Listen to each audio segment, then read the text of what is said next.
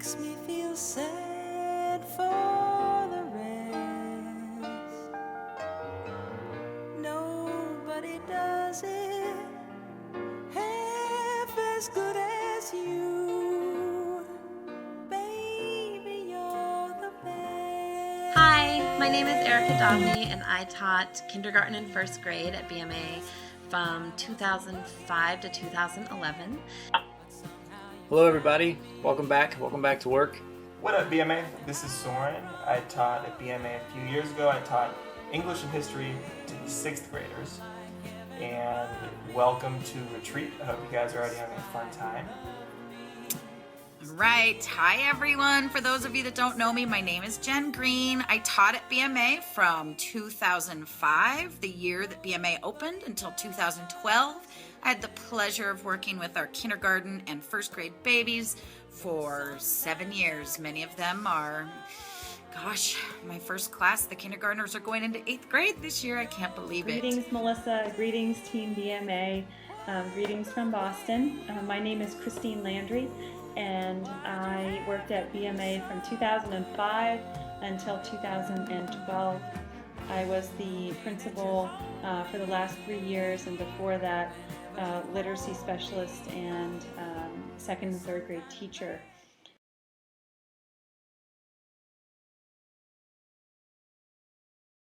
Alan White came in 6th grade. He had an IEP that was a few inches thick. It included terms like emotionally disturbed, mood disorder, violent, terrible temper. And Alan was a kid that we quickly learned had never fully been understood by his teachers in the past. And Natalie Baird and Monica Franco and many other members of our staff made quick work of figuring Alan out and figuring out what he needed as a person and as a student. And 2 years, fast forward 2 years, Alan White in 8th grade was proficient across the board.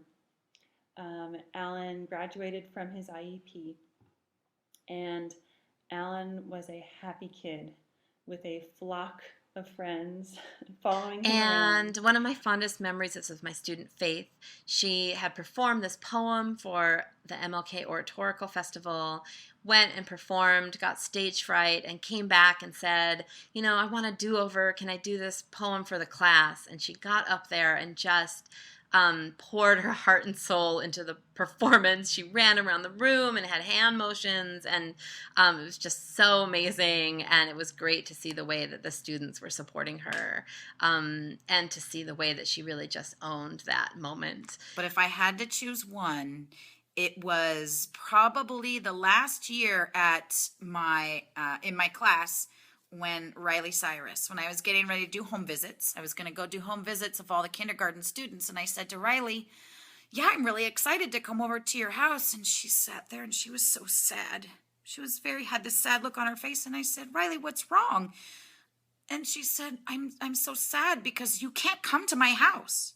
And I said, well, I really want to come to your house. Your mom said it's okay, so can I come over to your house and we can hang out? And she said, no, you can't come to my house. How are you going to get there? You can't get there. I live so far away. I said, Riley, I'll drive a car.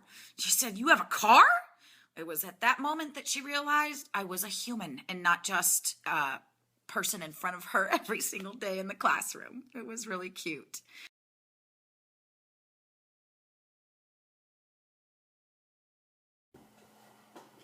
So what do I most miss about BMA?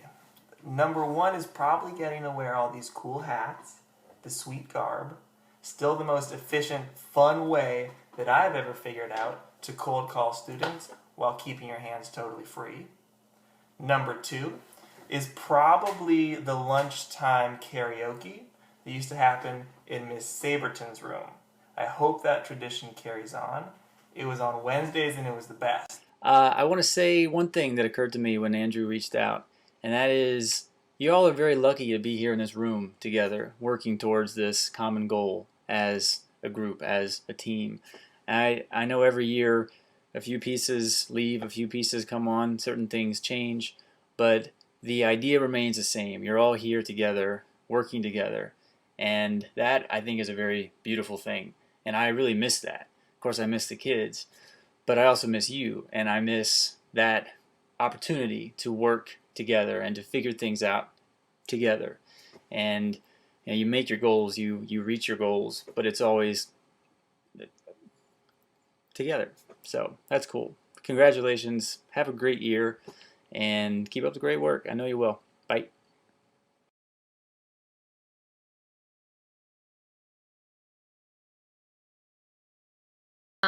In terms of teachers who I admire, I mean, I admire all of you teachers who are just still at BMA.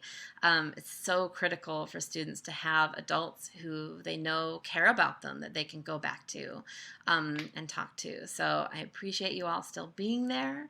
And I want to give a special shout out to Judy Holloman, who teaches the kindergarten after school class. If any of you have a chance to go watch Judy interacting with kids, I really feel like she is the definition of being firm and loving at the same time. This is probably the most difficult question that Mr. Barrett has asked us to answer. And I would say that of all of you, the one person I admire the most is probably Miss Mary Abdul Wajid. I admire her so much because she is a natural born kindergarten teacher.